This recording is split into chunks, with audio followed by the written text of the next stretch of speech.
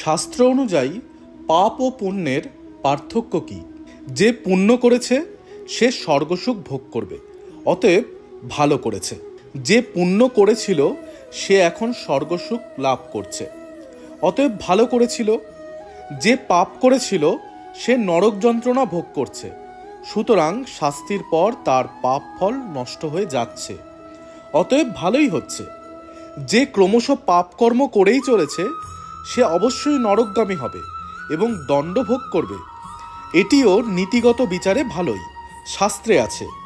এই মানব জন্মে যে পশুর মতন আচরণ করবে, পরজন্মে সে একটি পশু জন্ম পাবে। এই জন্মে যে হরিভজন করে জীবন অতিবাহিত করবে, পরবর্তী জীবনে সে হরিধামে উন্নীত হবে। অতএব আপনি যেটাই ভালো বোঝেন সেটাই করে চলবেন এবং তার উপযুক্ত ফল আপনি পাবেন।